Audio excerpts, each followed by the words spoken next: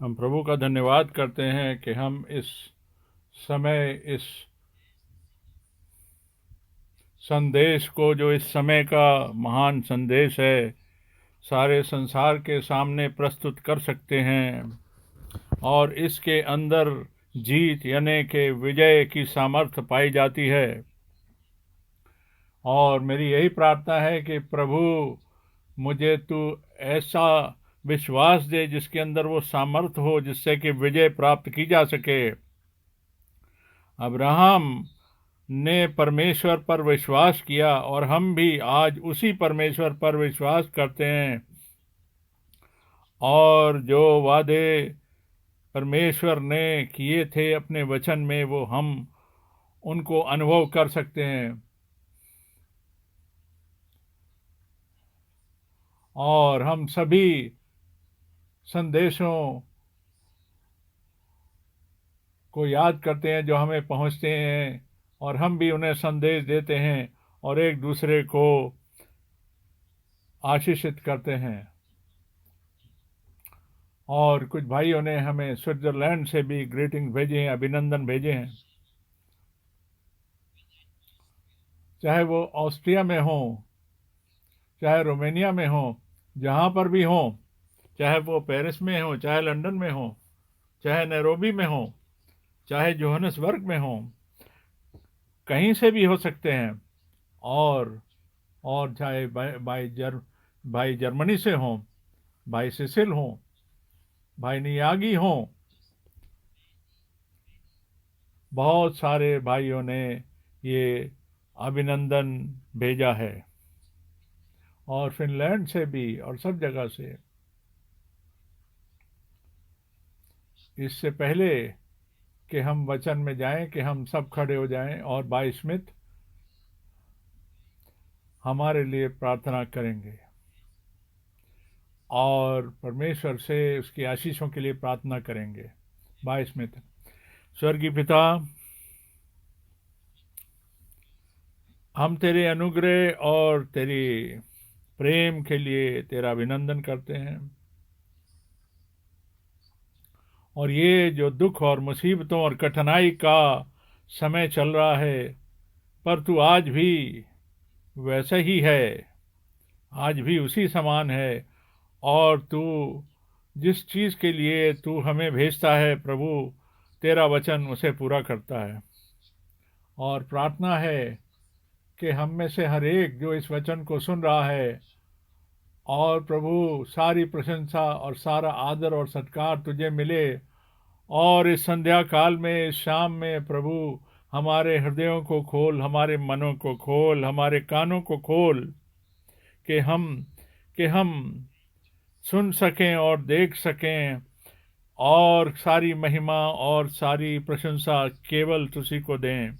प्रभु हम पर दया कर और हमारे भाई को ये शक्ति और सामर्थ्य दे, हे प्रभु यीशु, क्योंकि कि वो तेरे वचन को, सत्य वचन को जो कि तूने उसके ऊपर, उसके कंधों पर डाला है, उसको पूर्ण कर सके, सिद्ध कर सके। प्रभु के नाम में मांगते हैं, आमीन।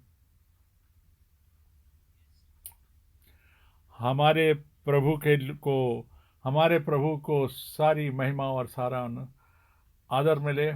और बहुत संक्षेप में मैं बता रहा हूं कि हमारे देश में एक बहुत बड़ी छुट्टी है। ये एक खास दिन है हमारे देश के लिए, कि इस दिन पूर्वी और पश्चिमी जर्मनी का एकाकरण हुआ था 30 साल पहले। यानी कि पूर्वी और पश्चिमी जर्मनी फिर दोनों एक ही जर्मनी बन गए थे। और और और जो और जब कंट्री का, हमारे देश का बंटवारा हुआ था वर्ल्ड वॉर के बाद, विश्व युद्ध के बाद, उसके बाद प्रभु ने ऐसा अनुग्रह होने दिया कि वो बंटवारा समाप्त हो गया। और वो जो दीवार थी, बंटवारे की दीवार, वो तोड़ दी गई और दोबारा से हमारा देश केवल एक देश बन गया और आपस में जुड़ गया। हम प्रभु का इसके लिए बहुत ही धन्यवाद करते हैं। और आज हम देख सकते हैं संसार में भाइयों और बहनों कि 45 साल हो चुके हैं कि हम इस स्थान से 45 साल से सभाएं कर रहे हैं, प्रार्थना सभाएं कर रहे हैं, और प्रभु का हम बड़े सच्चे दिल से धन्यवाद करते हैं इन सभी वर्षों के लिए। इस प्रकार से हमारे वफादार प्रभु ने कहा कि मेरे लोगों को इकट्ठा करो जिससे कि वो मेरे वचन को सुन सकें।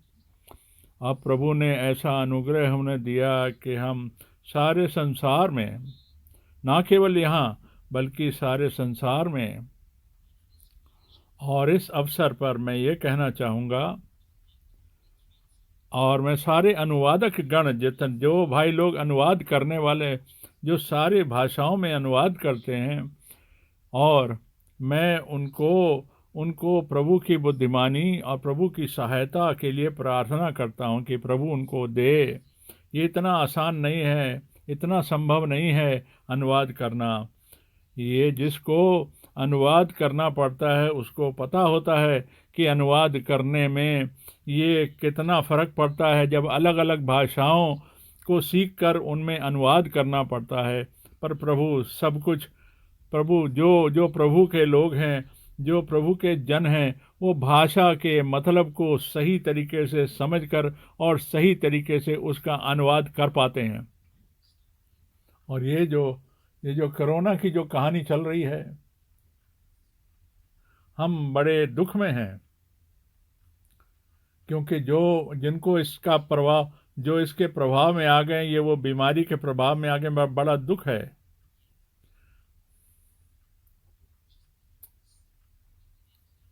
और ये तो अंत समय की वो निशानियां हैं, जिस अंत समय से हम गुजर रहे हैं, ये उस अंत समय की निशानियां हैं और चिन्ह हैं।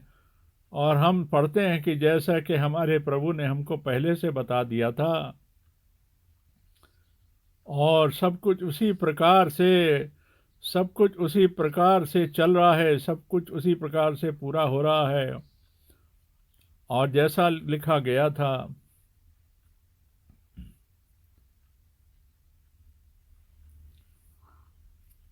और वचन में भी कहा गया, क्योंकि और दुनिया में, संसार में कोई ऐसी किताब नहीं लिखी गई जो कि हमें परमेश्वर और खुदा के बारे में बताती है, और जो बताती है कि आकाश और पृथ्वी किस प्रकार से बने, और नए आकाश और नए पृथ्वी के बारे में भी समझाती है। और कोई किताब ऐसी नहीं है, केवल ये पवित्र शास्त्र यानी कि बाइबल, किताब मुकद्दस, यही पुराना और नया नियम दोनों मिलकर के हमको ये बात समझाते और बताते हैं। और ये पुराना और नया नियम, इनमें आपस में एका है, इनके विचार आपस में एक हैं, कोई भेद नहीं है। और आज इज़राइल में क्या हो रहा है, और लोगों ने आज, और इस्लामिक संसार के अंदर इज़राइल के साथ मिलकर के क्या चल रहा है, और मैं कुछ संक्षेप में बताऊंगा कि ये कितना महत्वपूर्ण है, कितना ज़रूरी है कि हमारे समय में, हमारे समय में बाइबल की बातें पूरी हो रही हैं, बन रही हैं। संसार में कोई और किताब नहीं है जिसमें के शुरू से, यानी प्रारंभ से के लेकर और अंत तक, आखिरी तक, ये सारे संसार में जो परमेश्वर का प्रोग्राम है, परमेश्वर की योजना है, उसके बारे में कोई और किताब नहीं बताती सिवाय बाइबल के। हमने देखा कि क्या चल रहा है,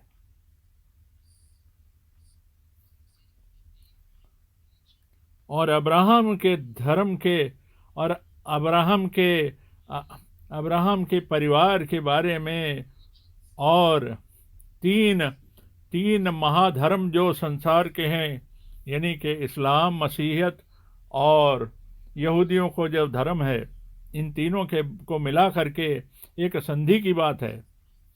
और पोप की जो आखिरी विजिट थी अबू धाबी में, जबकि एक बहुत बड़ी मस्जिद, और वहाँ लिखा था, और उस मस्जिद पे लिखा था कि मरियम जो यीशु की माता, और वो कहते हैं कि हम तो उसी परमेश्वर में विश्वास करते हैं। देखिए, सारी बातें आपस में जुड़ती जा रही हैं, पर हम देख रहे हैं कि प्रभु यीशु मसीह की जो कलीसिया है वो तो एक मन और एक आत्मा में वो भी जुड़ती जा रही है, परमेश्वर के साथ जुड़ती जा रही है, और पवित्र आत्मा के संगठन के द्वारा प्रभु की कलीसिया आपस में जुड़ती जा रही है। और हम में से बहुत सारे, जैसा मैंने कहा कि इज़राइल के लोग भी उस समय भी उनको ये पता नहीं चल पाया था कि बाइबल की भविष्यवाणियां उस समय उनके समय में भी पूरी हो रही थी, पर वो समझ नहीं पाए थे। और ये मुझे बहुत दुख पहुंचता है इस बात से। ऐसा लिखा है कि ये यूहन्ना की पत्री में लिखा है, उसके पहले अध्याय में, कि वो अपनों के पास आया और उसके अपनों ने ही उसको ग्रहण नहीं किया। यूहन्ना 1 में लिखा है। और जब हम और बहुत सारे पाठ पढ़ते हैं, अध्याय पढ़ते हैं, और लूका 19 को पढ़ते हैं, वहाँ प्रभु ने कहा, और प्रभु रोया, यरूशलेम की ओर देखकर रोया, और जोर से रोया, और उसने कहा, हे यरूशलेम, अगर तूने काश अपने समय को पहचान लिया होता, काश तूने अपने समय को पहचान लिया होता। और संक्षेप में कह रहा हूं भाई और बहनों कि ये इसका निशान समझ लीजिए कि यह कि चाहे वो यहूदी हो, चाहे मसीह हो, या और कोई हो, जो कुछ भी जो प्रभु ने अपने समय में किया 2000 साल पहले, जबकि नया नियम, नई वाचा बांधी गई, जब हमारा छुड़ाने वाला हमारे लिए क्रूस पर मर गया, और जिसने उस कुर्बानी को ग्रहण नहीं किया और प्राप्त नहीं किया, वो अपने ही रास्तों में, अपने ही मार्गों में और अपने ही शिक्षाओं में चलता रहा। मुझे सोचना पड़ा इस बारे में कि एक समय ऐसा, एक क्षण के लिए सोचिए कि अगर यहूदियों ने उस समय प्रभु के प्रोग्राम को, योजना को स्वीकार कर लिया होता, तो क्या उनके लिए ये जरूरी होता कि 400 साल तक, जब से नई नियम लिखा गया, क्या ये जरूरी होता कि परमेश्वर के बारे में ये सब बोला जाता और लिखा जाता?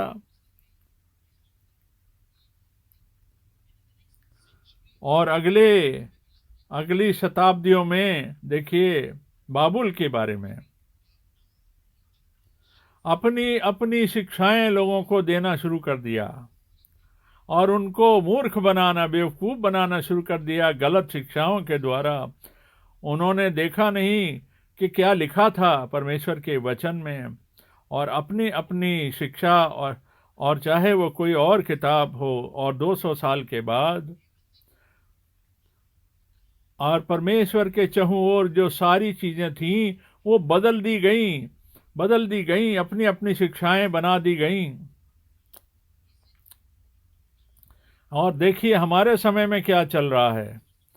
जो कोई आज भी इस बात को ग्रहण नहीं करता और इस चीज को समझ नहीं कर पाता कि आज प्रभु क्या कर रहा है, और जो आज भी अपनी शिक्षाओं विचारों में खोया हुआ है, और जो दूसरी किताबों को पढ़ते हैं, वो ये कहते हैं कि उनका जो नबी है वो एक सफेद घोड़े पर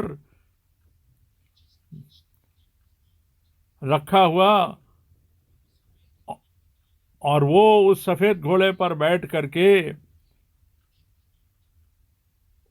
उस जगह से स्वर्ग में चला गया।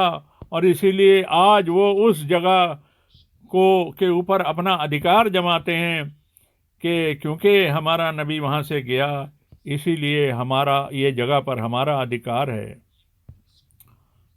आप जानते हैं कि बहुत शीघ्र क्या होने वाला है। सारी तैयारियां पूरी हो चुकी हैं, और सारे के सारे देशों में जो इज़राइल के चारों तरफ हैं और इज़राइल में हैं, अब क्या ज़रूरी रह गया है कि और और वो देखिए, दानियल की भविष्यवाणी में कहा गया है कि वो जो राजा है, वो राजा है, वो एक शांति की संधि करने वाला है। और दानियल ने जिसके बारे में कहा था उस 9 अध्याय में, उसकी 27 आयत में, और जिससे कि वो होगा, और वो सब कुछ उसकी तरफ ये सब कुछ अग्रसित हो रहा है, उस चीज की तरफ ये सब कुछ बढ़ रहा है। अब देखिए, टेम्पल माउंट की बात करें, यहाँ लिखा है, और यशाया नबी की किताब में लिखा है, यशाया 2 में लिखा है, यशाया 2 और 3 में लिखा है, यशाया 2 और 3 में लिखा है, यशाया 2 और 3 में लिखा है, यशाया 2 और 3 में लिखा है, यशाया 2 और 3 में लिखा, अंत के दिनों में ऐसा होगा कि यहोवा के भवन का पर्वत सब पहाड़ों पर दृढ़ किया जाएगा, और सब पहाड़ियों में से अधिक ऊंचा किया जाएगा, और हर जाति के लोग धारा के समान उसके पर चलेंगे। यहां लिखा है, और उत्पत्ति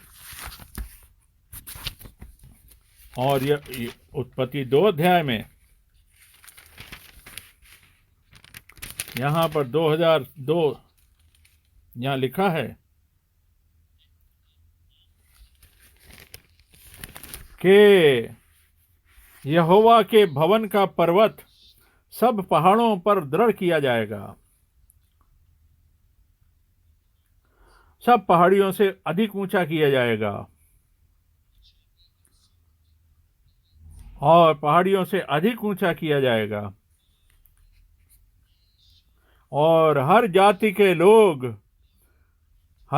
के लोग धारों के समान उसकी ओर चलेंगे।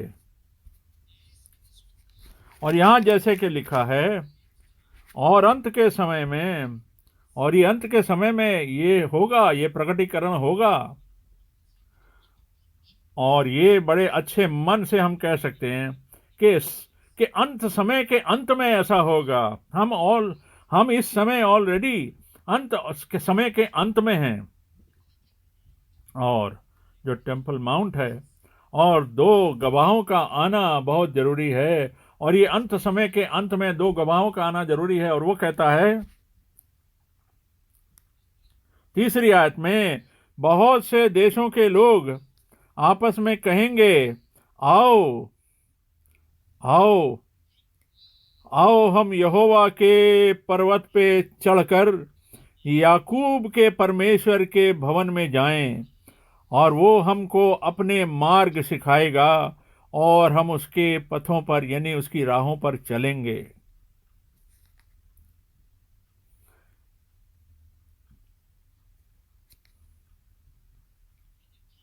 उस समय, अब देखिए, ये बातें जब होंगी, ये उस समय का वर्णन है जबकि मंदिर का निर्माण यानी कि हैकल का निर्माण हो चुका होगा, और तब वो कहेंगे, आओ हम चलें,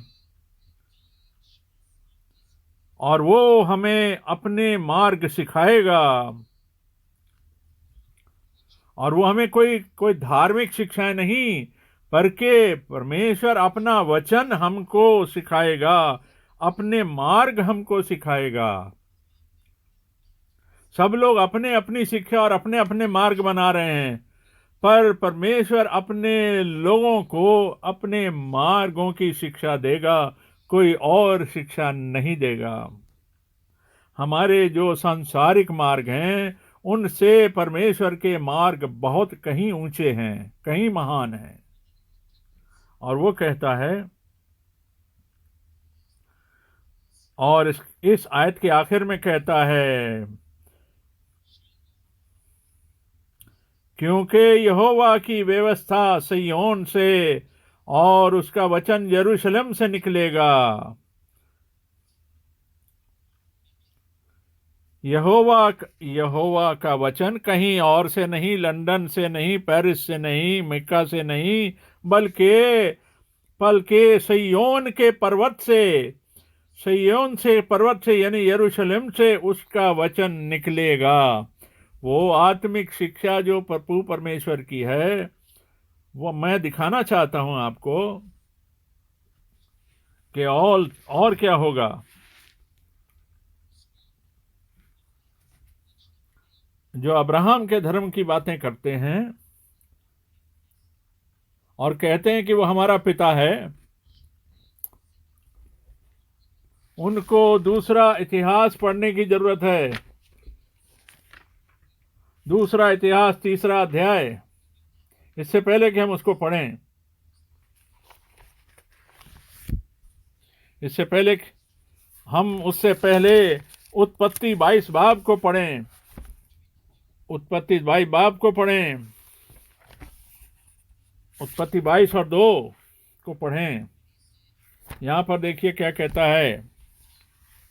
उसने कहा, अपने पुत्र को अर्थात अपने इकलौते पुत्र इसहाक को, जिससे तू अत्यंत प्रेम रखता है, संग लेकर मोरिया देश में जा, मोरिया देश में जा, और वहां उसको एक पहाड़ के ऊपर, जो मैं तुझे बताऊंगा, होम बलि करके चढ़ा अपने पुत्र को जिससे तू प्रेम करता है। एक पहाड़ पर जा, जिस पहाड़ पर मैं तुझे कहूंगा उस पर जा। जो मोरिया का पर्वत है, ये वो पर्वत है जिस पर के परमेश्वर ने आज्ञा दी कि जाकर होम बलि अपने पुत्र को चढ़ा। अब देखिए दूसरा इतिहास 3 अध्याय और उसके पहले अध्याय को पढ़ें। तब सुलेमान ने यरूशलेम में मोरिया नामक पहाड़ पर उसी स्थान में यहोवा का भवन बनाना शुरू किया, जिसे उसके पिता दाऊद ने दर्शन पाकर यबूसी अर्नान के खलियान में तैयार किया था। जबकि प्रभु परमेश्वर ने दर्शन दिया कि दाऊद ने वो स्थान तैयार किया, और यबूसाइट के घरानों में हम पढ़ सकते हैं और पढ़ते जा सकते हैं। और वही भवन, वही पर्वत, वही मोरिया का पर्वत जिस पर अब्राहम ने अपने पुत्र को होम बलि की कुर्बानी में चढ़ाया, और दाऊद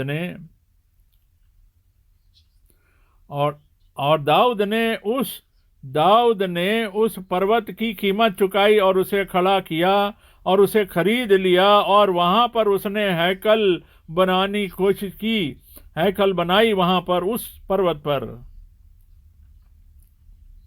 और वहीं पर ठीक उसी जगह पर ये हैकल, ये मंदिर दोबारा से बनेगा।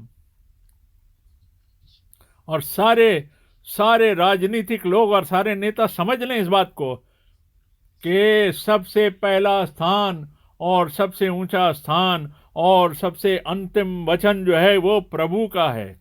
प्रभु के ऊपर, प्रभु के वचन से आगे और प्रभु के वचन से ऊपर और कोई वचन नहीं है। और अब देखिए क्या कहा गया है। अब देखिए देखिए, सुनिए, रोमियो रोमियो 8 रोमियो 8 और 29 आयत से, रोमियो 8:29 में देखिए क्या लिखा है। क्योंकि जिन्हें यानी कि हमारे परमेश्वर ने पहले से ही जान लिया है, उन्हें पहले से ठहराया भी है, क्योंकि उसके पुत्र के स्वरूप हो जाएं, ताकि वो सब भाइयों में पहलौटा ठहरे।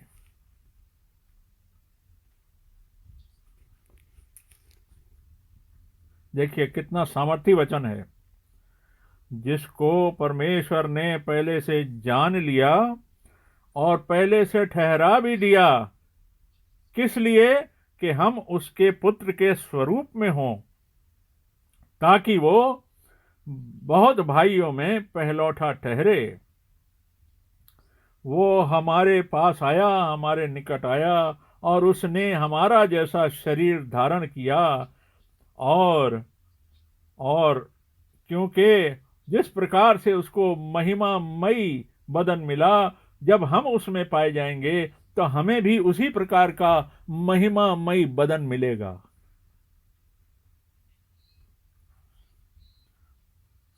जिससे कि वो, जब हम उसके स्वरूप हो जाएंगे, ताकि वो बहुत भाइयों में पहलौटा ठहरे।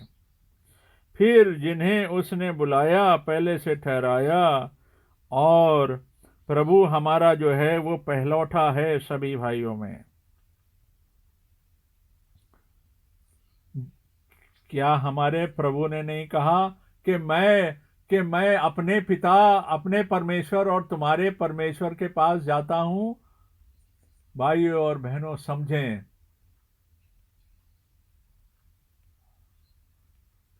हमारा जो स्थान है, हमारा जो गंतव्य स्थान है, जाने का स्थान है, जिनको परमेश्वर ने पहले से जाना, उनको पता था कि हम विश्वास करेंगे, उसको पता था कि हम उसको ग्रहण करेंगे, उसको पता था कि हम उसको जान लेंगे, उसको पता था कि हम उसकी गवाही बनेंगे।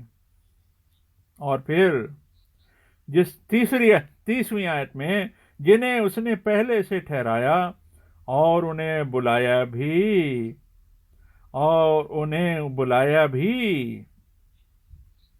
और उन्हें ये कह के भी बुलाया, और जिन्हें उसने बुलाया उसने उन्हें धर्मी भी ठहरा दिया, और जिन्हें उसने धर्मी ठहरा दिया उसने उन्हें महिमामय भी ठहरा दिया, उनको महिमा भी दे दी।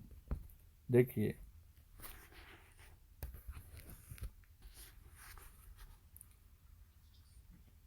ये कितना ही प्रभावशाली और अद्भुत वाक्य है और संदेश है और वचन है कि हमें प्रभु को सारे हृदय से, सारे मन से ग्रहण करना है कि उसने अनुग्रह के द्वारा हमको इतनी बड़ी आशीष दी, और उसने हमें पहले से जान लिया, पहले से ठहरा दिया, जिससे कि हम उसके पुत्र, इकलौते पुत्र के स्वरूप बन जाएं, उसके रूप में बन जाएं, उसकी पर्सनैलिटी, व्यक्तित्व में बन जाएं बहुतों में से। और ये कितनी बड़ी, कितनी ऊंची और कितनी महान बुलावट है, जो कि कितना बड़ा चुनाव उसने हमारे बारे में किया। इसके लिए कितना बड़ा धन्यवाद हमें प्रभु का देना चाहिए। सोचिए इस वचन के बारे में कि हमको पहले से जान लिया और पहले से ठहरा भी दिया कि हम प्रभु उसके पुत्र, इकलौते पुत्र के स्वरूप बन जाएं। और फिर देखिए, एक और बड़ा दुखद शब्द आता है, और दुखद शब्द आता है। पहला पत्रस 2 अध्याय, पहला पत्रस 2 अध्याय और 7वीं आयत, 7वीं और 8वीं आयत। पहला पत्रस 2:7 और 8। पहला पत्रस 2:7 और 8 में लिखा है, अतः तुम्हारे लिए जो विश्वास करते हो तो बहुमूल्य है, पर जो विश्वास नहीं करते उनके लिए जिस पत्थर को राजमिस्त्रियों ने निकम्मा ठहराया था वो कोने के सिरे का पत्थर हो गया। देखिए, विश्वास करना, इस बात को विश्वास करना कि प्रभु जो वादे करता है, जो प्रतिज्ञाएं करता है, वो उनको पूरा करता है। हमारे लिए करी उसने, जिस पर हमने विश्वास किया,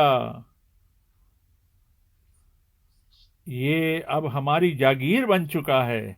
ये हमारे लिए बहुमूल्य जागीर बन चुका है। ये बहुमूल्य है। किनके लिए? जो विश्वास करते हैं। पर उनके लिए, रुकिए, दुख की बात, जो उनके लिए जो विश्वास नहीं कर सकते, जिसको कि राजमिस्त्रियों ने पत्थर को निकम्मा ठहरा दिया था, वही वाला रिजेक्ट किया हुआ, वही निकम्मा पत्थर कोने के सिरे का पत्थर बन गया। देखिए परमेश्वर क्या कर सकता है। और ये पत्थर, ऐसा पत्थर अब उनके लिए काम करेगा कि ये उनके लिए ठेस लगने का पत्थर बन गया। यानी कि ये कोने का पत्थर अब जो विश्वास नहीं करते उनके लिए ये ठेस लगने का पत्थर बन गया और ठोकर खाने की चट्टान बन गया, क्योंकि वो तो वचन को ना मान के ठोकर खाते हैं और इसी के लिए वो ठहराए गए हैं। वो अपने अविश्वास में ठोकर खाएंगे। और हम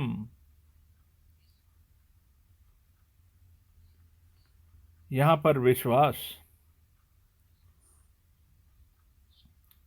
यहां देखिए, विश्वास और अविश्वास में विरोधाभास है। ये दोनों ऑपोजिट हैं, ये विपरीत हैं। विश्वासी के लिए कितनी अच्छी बात है और अविश्वासी के लिए कितने दुख की यानी ठोकर की बात है। वो अपने ना ईमान लाने के कारण ठोकर खाएंगे और ईमानदार जो हैं उनके लिए ये कोने का पत्थर है और वो ब्लेसिंग पाएंगे। और वो कह रहा है, ये जो विश्वास के ना लोग हैं, जो ना ईमान रखने वाले हैं, ये इसीलिए ठहराए गए थे कि वो ठोकर खाएं। पर जो विश्वासी हैं वो इसलिए ठहराए गए थे कि उनको महिमा मिले, उनको अनुग्रह मिले। देखिए, दोनों के लिए ठहराया गया है, विश्वासी के लिए भी, ईमानदार के लिए भी और ना ईमानदार वाले के लिए भी ठहराया गया है। एक के लिए आशीष है और दूसरे के लिए ठोकर है। वो ठहराए गए हैं जिससे उनको ठोकर लगे हैं। इस पत्थर के द्वारा, जो कोने का पत्थर यानी प्रभु यीशु मसीह बन गया, हम तो खड़े हो सकते हैं गर्व से। हमारे लिए तो वो बहुमूल्य कोने का पत्थर बन गया, यानी कि नींव का पत्थर बन गया जिसको कोई हिला नहीं सकता। और दूसरों के लिए जो विश्वास नहीं करते उनके लिए वो ठोकर का कारण बन गया। देखिए, मुझे इस बात ने इतना छू लिया कि जो विश्वास करते हैं, वो प्रभु को ग्रहण करते हैं, उसकी प्रतिज्ञाओं पर मानते हैं, वो उनको तो पहले से प्रभु ने ठहराया और मान भी लिया, जान भी लिया। वो प्रभु के पुत्र और पुत्रियां हैं। और जो दूसरे हैं, जो के पहले से चुने नहीं गए, वो तो सिर्फ ठहराए गए हैं। उनको प्रभु ने जाना नहीं, उनको प्रभु ने जाना नहीं। उनको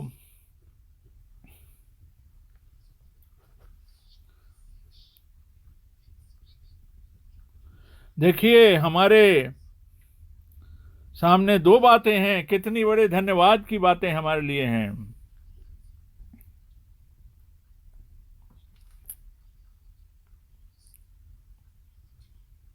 प्रभु ने हमारे समय में क्या बताया। कौन जानता है कि उन जो इस बात को विश्वास करते हैं कि वो सच्चाई पे हैं? कौन है जो ये जानते हैं कि पूरा सुसमाचार क्या है? कितने हैं जिन्होंने के अनुभव किया है? बहुत बारी हमने कहा है यहां पर, ये सिर्फ पेंटिकॉस्टल कलीसियाओं की बात नहीं हो रही, या करिश्मेटिक कलीसियाओं की बातें नहीं हो रही। हर जगह वो बोलते हैं कि आत्मा का काम चल रहा है,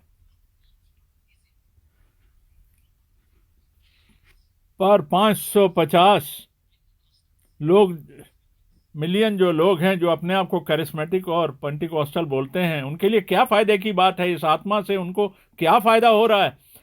जबकि वो परमेश्वर के वचन को निकम्मा ठहरा देते हैं, उसको नहीं मानते, धिक्कार देते हैं। तो ऐसी आत्मा के काम का, ऐसे करिश्मे के कामों का, ऐसे अद्भुत कामों का उनके लिए क्या फायदा?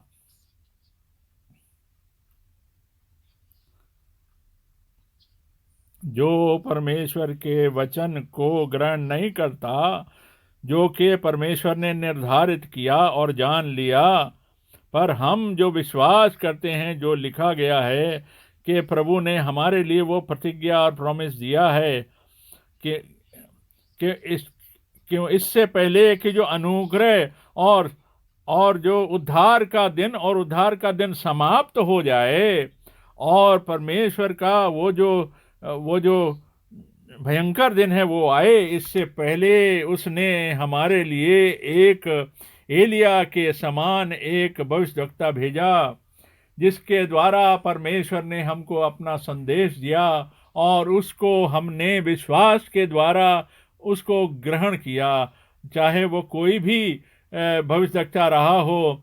और प्रभु, और मत्ती 17 के अंदर, और मत्ती 17 में वो कहता था, एलिया तो स्वयं ही निश्चय ही आएगा और आकर के सारी बातों को पूरा करेगा, सारी बातों को बहाल करेगा। और जो उस बात को समझेगा जो कि प्रभु ने यहां पर कहा था, वो जिसका हिस्सा उन बातों में है जो प्रभु के प्रोग्राम में, प्रभु की योजना में है, हम ऐसी बातों को भूल नहीं जाते, ऐसी बातों को दरकिनार नहीं कर देते जो प्रभु ने प्रतिज्ञा में कही हैं। हम उसका धन्यवाद करते हैं, हम पूरे हृदय से, पूरे मन से उसका धन्यवाद करते हैं। और मेरे विचार जा रहे हैं उन बातों की ओर।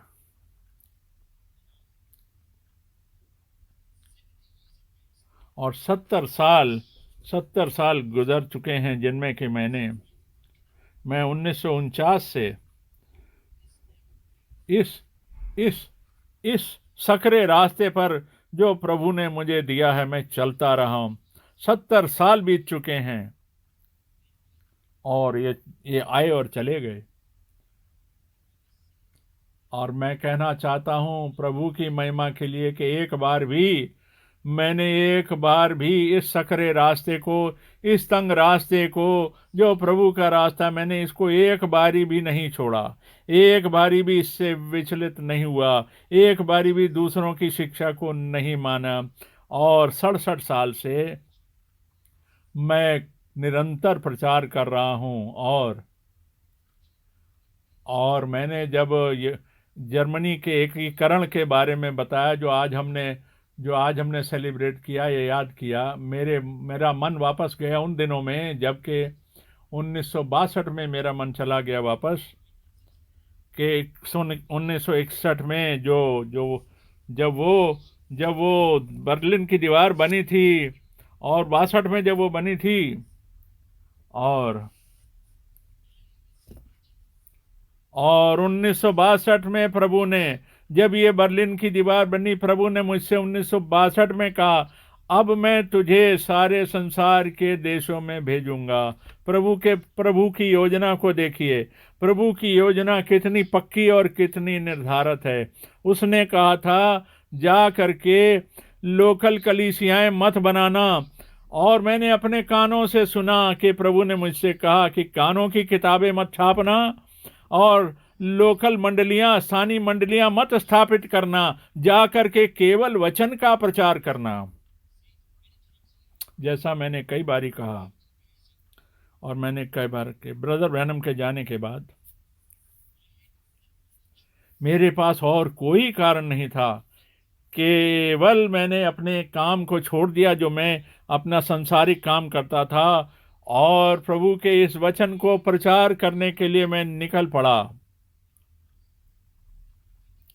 और जितनी भी भविष्यवाणी की औ- और जो कि प्रेरितों की शिक्षा में भविष्यवाणियां पाई जाती थीं, लेख पाए जाते थे, संदेश पाए जाते थे, मैं उन पर रहा, उन पर चला, उन पर टिका रहा, और प्रभु ने अनुग्रह दिया।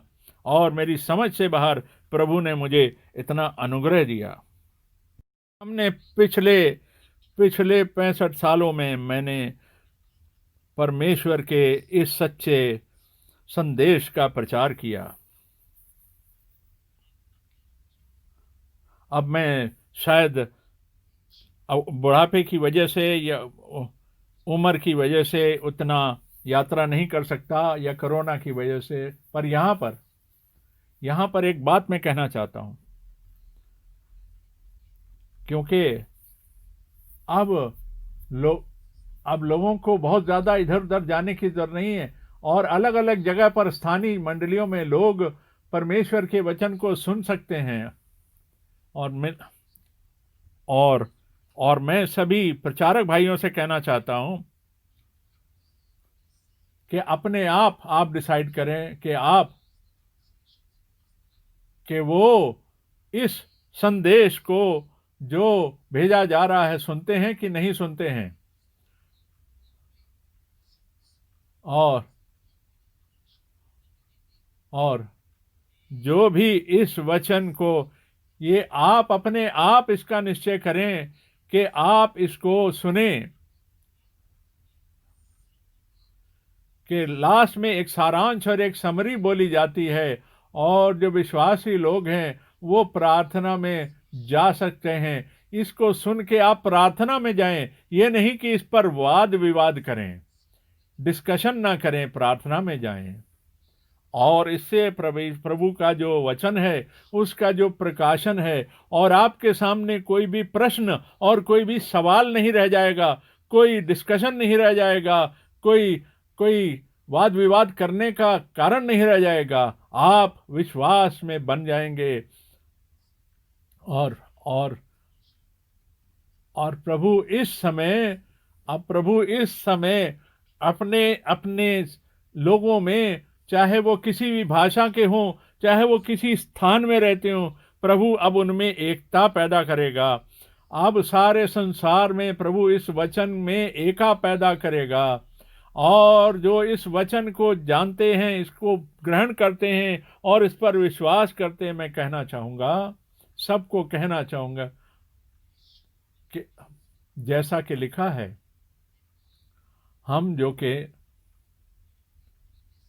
जो हमको पहले से प्रभु ने चुन लिया और निर्धारित किया और ठहरा दिया, हम प्रभु परमेश्वर को, खुदावन को, जो उसने हमसे वाचा बांधी, जो उसने हमें वादे किए, हम उनको अपने जीवन में ग्रहण करते हैं और विश्वास करते हैं और अनुभव करते हैं। मेरे भाइयों और बहनों, जहां पर भी आप हो, जहां पर इस धरती पर आप हो, अग, अगर आप अपने सच्चे हृदय से विश्वास करते हैं कि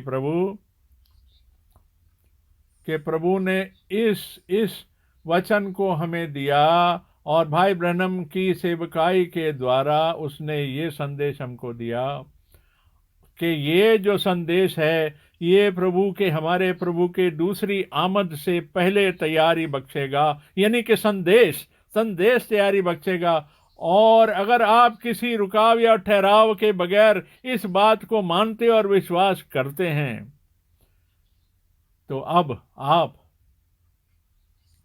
आप वो हैं जिनको के वचन के अनुसार प्रभु ने पहले से चुन लिया, मान लिया, जान लिया और ठहरा दिया। और प्रभु आपके जीवन में वो सारे सारे काम संपूर्ण करेगा और पूरा करेगा, जिसके द्वारा के प्रभु रैप्चर के आने से पहले आपके उस जीवन में उस कार्य को संपूर्ण करेगा, सिद्ध करेगा, जिसको के उसने आपके और बहुतेरों के जीवन में शुरू किया और प्रॉमिस किया। और उसने कहा, जो काम मैं करता हूं वही तुम भी करोगे, बल्कि उससे भी महान काम करोगे। और सामर्थी बने, विश्वास में मजबूत बने, अपने अपनी समझ में और सामर्थी बने। प्रभु हर जगह मौजूद है। प्रभु सब कुछ कर सकता है। प्रभु सर्व सामर्थी और सर्व ज्ञानी और सर्वव्यापी है। जैसा हमने कई बारी कहा, हम तो हम तो वाचा की संतान हैं, हम तो प्रतिज्ञा की संतान हैं। और हम प्रभु के बड़े आभारी हैं कि हम इस समय में रहते हैं। और इज़राइल के साथ जो भी घटनाएं घट रही हैं, अब इन सारी बातों को हम वचन के अनुसार वचन में रख सकते हैं और वचन से मिला सकते हैं। अपने अपने निगाहों को, अपने सिरों को ऊपर उठाएं, स्वर्ग की ओर देखें, क्योंकि अब हमारा उद्धार बहुत ही निकट है। और जो लोग नए हैं, जिन्होंने जो कि इसको नए पहली बार ही सुन रहे हैं, और प्रभु ऐसा करेगा कि जो आखिरी लोग भी बच जाएंगे उनको भी प्रभु निकाल के लाएगा और प्रभु ने सिद्ध करेगा और अपनी संतान बना लेगा। और कुछ जो हैं प्रभु के पूर्व ज्ञान से ठहराए गए हैं, और कुछ ऐसे हैं जो विश्वासी हैं, जो प्रीडेस्टिनेटेड हैं, उनको प्रभु ने जान लिया और ठहरा दिया। और कुछ ऐसे भी हैं जो अविश्वासी हैं, उनको प्रभु ने इसलिए ठहरा दिया कि वो निंदित हो जाएं और वो ठोकर खा जाएं। पर जो विश्वासी है, जो सच्चाई के संदेश में रहता है, वो कभी ठोकर नहीं खाएगा, क्योंकि उसको प्रभु ने पहले से चुन लिया है। और प्रभु इस समय सारे सेवक भाइयों को आशीष दे, और सारे अनुवादकों को प्रभु आशीष दे, जो घर पर बैठकर अनुवाद कर रहे हैं। और प्रभु सबको ये इस बात की आशीष दे और सिद्धता दे कि वो समय जो प्रभु ने हमें दिया, जिससे कि हम उस बात पर विश्वास करते हैं जो प्रभु ने हमारे लिए किया, कि रैप्चर का समय हमारे उठाए जाने से पहले हम इस बात का अनुभव कर लें कि वो जो सबसे सिद्ध और आवश्यक योजना परमेश्वर के वचन की है, हमने उसे जान लिया, मान लिया, और प्रभु यीशु मसीह के नाम में, पवित्र नाम में हम मान लेते हैं। और एक बारी हम फिर से खड़े हो जाएंगे और भाई स्मिथ से फिर प्रार्थना है कि एक बारी फिर आकर के धन्यवाद दें और प्रार्थना करें।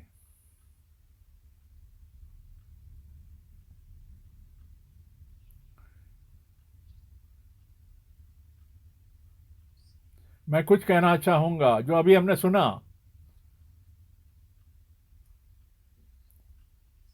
कि हम पूर्व निर्धारित हैं, पहले से जान लिए गए हैं। और दूसरा पतरस पहला अध्याय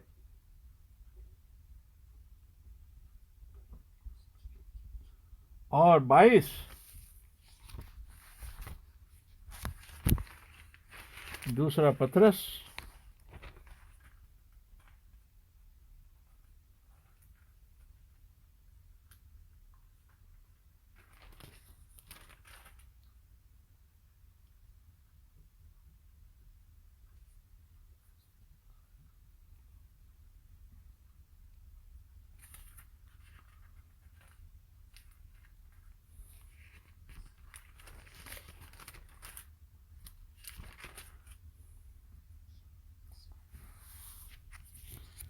पहला पतरस 1:22-25।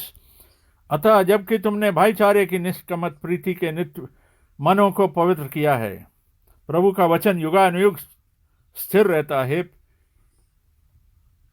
और प्रभु हम तेरी ईमानदारी के लिए तेरा धन्यवाद करते हैं। और जो तूने कहा, जिनको के तूने पहले से अपने लहू के द्वारा खरीद लिया है प्रभु, और मैं इस समय के लिए तेरा धन्यवाद करता हूं जो हमारे को आज दिया गया प्रभु ऐसा होने दे। और प्रभु ये व्यर्थ ना जाए, पर प्रभु ये हमारे जीवनों में पूरा हो जाए। मैं तेरा बहुत धन्यवाद करता हूं प्रभु यीशु मसीह कि तूने ऐसा होने दिया कि इन अंत के समयों में, इस समय में, ये बहुत थोड़ा समय है और पर ये बहुत बहुमूल्य है। हमें आशीषित कर प्रभु, और सारे संसार में सबको आशीषित कर जो तेरे वचन को सुनते और उसको ग्रहण करते, और उनको हमारे हृदय के ऊपर खोद दे, जैसे के पत्थर के चट्टानों पर कुरेदा गया, ऐसे ही हमारे हृदयों पर भी तेरा वचन कुरेद दिया जाए, जम जाए प्रभु। जिनको तूने आशीष दी है, अनुग्रह दिया है, और तूने प्रभु आज्ञा दी है अपने लोगों के तेरे वचन को शहर से शहर, नगर से नगर, और अब तो ये सारे संसार के कोने कोने में पहुंच चुका। और प्रभु तुझे अभी पता है कि तू किस किस को बुला रहा है, कौन कौन तेरी निर्धारित योजना में पाया जाता है, हर एक। और प्रभु हम मिल करके तेरी प्रार्थना करते और तुझे धन्यवाद करते हैं प्रभु यीशु मसीह के नाम में, आमीन। एक बार फिर से मैं फिर से अभिनंदन करता हूं जो कि सबको ऑलरेडी दी जा चुके। हम सारे भाई बहन जो हैं, जो कि पूर्वी यूरोप से हैं, यूक्रेन, रशिया से, मैं सबको, और सब जो दूर से हैं, सबका बहुत धन्यवाद करता हूं। प्रभु के नाम का धन्यवाद हो, उसके नाम की महिमा हो, आमीन।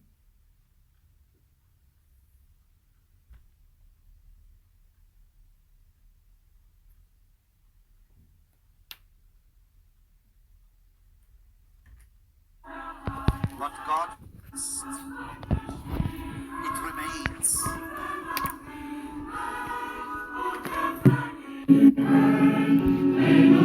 Heaven and earth may perish, but the word remains forever. What God promised, He keeps.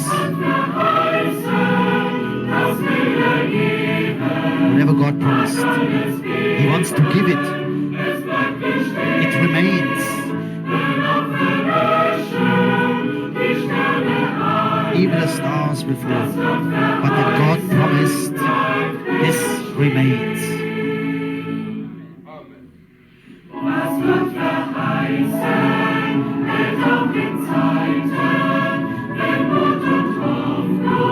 When courage and hope vanishes, when we are tired and weary, yet what God promised never staggers.